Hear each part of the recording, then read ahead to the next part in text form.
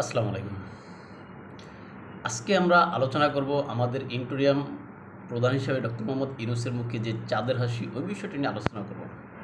আপনারা জানেন বাংলাদেশের যে মর্মান্তিক যে যুদ্ধবিমান ক্রাশের ঘটনা, প্রশিক্ষণরত যুদ্ধবিমান মাইলস্টোনের স্কুল অ্যান্ড কলেজের উপরে ক্রাশ করেছে।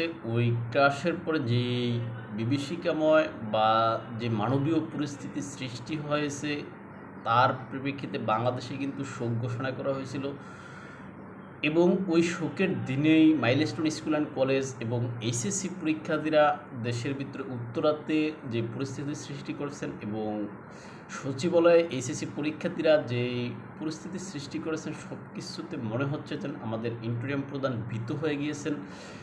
সেখানে ভীত হয়ে তিনি বিভিন্ন রাজনৈতিক দলগুলা, বিশেষত এখানে বিএনপি, জামাত, এনসিপি, এদের সাথে আলোচনায় বসলেন বা এদেরকে নিয়ে বসলেন। এখন সেখানে বসে আমরা ভাবলাম বা আমাদের ধারণা ছিল যে অন্তর্বর্তীকালীন সরকারের প্রধান যেহেতু এখানে শোক ঘোষণা করছেন, রাষ্ট্রীয় শোক, তাই তারা এখানে শোকাহত থাকবেন এবং এখানে তারা এই যে নিহত এবং আহত যারা আছে তাদের জন্য কিছু কথা বলবেন, এরকম একটা ধারণা আমাদের সবার ভিতরে ছিল।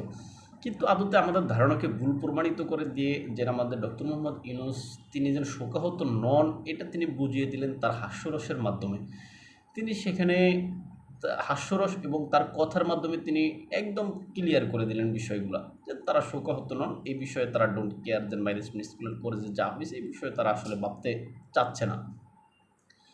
এখন এটার কারণ কি সেটা তারাই ভালো বুঝবেন, কেননা অনেকে বলবেন যে এটা আপনারা কিভাবে বলতে পারেন যে এখানে সরকার এটাকে ডোন্ট কেয়ার করে। দেখেন, আপনাদের উদ্দেশ্যে তাহলে বলা, যদি সরকার এখানে শোকাহত থাকতো তাহলে সরকারের মুখটা একটু মলিন থাকতো, মানে কমপক্ষে প্রতীকী মনে যা থাকে থাকতো, কিন্তু প্রতীকী মুখটা একটু মলিন থাকতো, মুখে হাসি থাকতো না। হ্যাঁ, সবার সাথে স্বাভাবিক নিয়মে কথাবার্তা বলতো। কিন্তু আমরা দেখলাম যে সেখানে বিভিন্ন রাজনৈতিক দলদেরকে নিয়ে যেভাবে এখানে তিনি হাস্যরসে তামসায় মেতেছেন, সেগুলো আমরা সবাই দেখছি এবং সেখানে তার মেসেজটা ছিল কি যে স্বৈরাচার, অর্থাৎ পতিত স্বৈরাচার বলতে তিনি আওয়ামী লীগকে মিন করছেন, যে আওয়ামী লীগ 1 বছরের মাথায় আবার ফিরে আসার জন্য পথ তৈরি করতেছে, এরকম কথা। তার মানে যে আওয়ামী লীগ যে এত সহজে কি ফিরে আসতে পারবে বা পারে, এটা কি, এটা আমার কাছে তো মনে হয় না। কিন্তু আমাদের অন্তর্বর্তীকালীন সরকার এখানে কেন ভয় পাচ্ছেন সেটা তারাই ভালো বুঝবেন। তবে এখানে সত্যিকার একটা কথা বলছে বিএনপির মহাসচিব মির্জা ফখরুল ইসলাম আলমগীর। তিনি বলছেন যে এখানে সরকারের পায়ের তলা থেকে যখনই মাটি সরে যায় সরকার, তখন তাদেরকে ডাকে বলে তিনি মন্তব্য করছেন। তার কথাটা আসলে 100% সঠিক। সরকার যখন সুখে থাকে বা ভালো অবস্থায় থাকে তখন কিন্তু বিএনপি সহ অন্যান্য এরকম রাজনৈতিক দলগুলোকে স্মরণ করে না বা তাদেরকে ডাকে না বা তাদের সাথে বৈঠক করে না।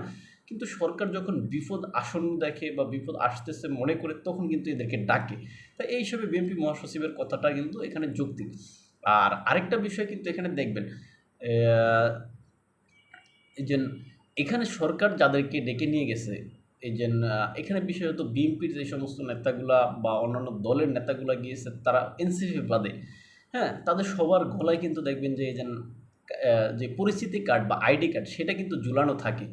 কিন্তু এরা তো আসলে এমনিই পরিচিত জাতীয় পর্যায়ের নেতা, এদের গলায় তো আসলে কার্ড থাকার কথা না। কেননা আপনারা দেখবেন যে আওয়ামী লীগের সময়ে ইভেন বিএনপির সাথে যখন বৈঠক হয়তো হয়েছে, তখন কিন্তু তাদের গলাতে কিন্তু এরকম কার্ড দেওয়া হয়নি। এটাই হচ্ছে কিন্তু ম্যাচুরিটি। হ্যাঁ, এখন এই যে অন্তর্বর্তীকালীন সরকার ডক্টর মোহাম্মদ ইউনূসের কাছে যখনই এই যে বিএনপি যাচ্ছে, তখন তাদের গলায় একটা কার্ড ধরিয়ে দিচ্ছে, মনে হয় তারা কোনো পরিচিত ফেজ না তারা। এটা তাদের সাথে আসলে একটা অসম্মানজনক আচরণ বলে আমি মনে করি। এখানে আপনি দেখবেন এনসিপির যে সমস্ত নেতৃবৃন্দ ছিল তাদের গলায় কিন্তু কোনো কার্ড ছিল না। তার মানে তারা কি এখানে সরকারের একটা মানে সরকারের একটা অংশ?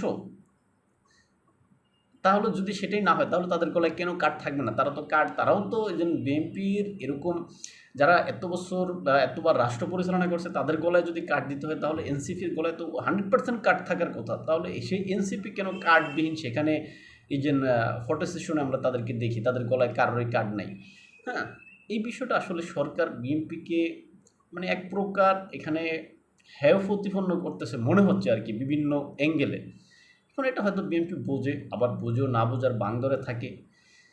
এই হচ্ছে সেখানকার অবস্থা। সরকার যেন আদতে ভালো অবস্থানে নাই, সরকার যেন ভীত অবস্থায় থাকে, ভীত অবস্থায় থাকলে বা কোনো এরকম ভীত অবস্থায় পড়লে তিনি রাজনৈতিক দলগুলোকে যেন স্মরণ করেন, এটা তো বিএনপির মহাসচিব তিনি প্রকাশ্যে বলেই দিয়েছেন। তাই এখানে আর ইয়ার না বাড়ালেও হয়। তবে এই যে সরকার এখানে একটু শোক পালন করতে গিয়ে মনটা একটু মলিন করলে বা নিহত এবং আহতদের উদ্দেশ্যে যদি কিছু বলতো, তখন কোনো কথা মেসেজ দিত তাদের উদ্দেশ্যে, তাহলে হয়তো এই যে নিহত আহত পরিবারগুলো তারা এখানে একটা শান্তি বা ভরসার জায়গা খুঁজে পেতেন। আর সেই নিহত এবং আহত পরিবারগুলো এখনও তাদের সন্তানদেরকে জীবিত অথবা মৃত বা মৃত যে লাশ সেটা তারা খুঁজছে, অনেকেই পাচ্ছে না এখনও। যাই হোক, সবশেষে এই যে ট্র্যাজেডি, যে দুর্ঘটনা মাইলস্টোন স্কুল অ্যান্ড কলেজের, তাদের সেই শোকার্ত পরিবারগুলোর প্রতি এখানে সমবেদনা জানিয়ে আজকে ভিডিও এখানে শেষ করলাম। ভালো থাকবেন সবাই, দেখবো অন্য কোনো ভিডিওতে অন্য কোনো বিষয়ে। আর আমাদেরকে যদি আপনারা ফলো করতে চান ইউটিউব এবং ফেসবুকে স্বপ্নচারের কথা নামে, ইনস্টাগ্রাম টিকটকে এনায়েত হোসেন নামে দেখতে পারেন। ভালো থাকবেন।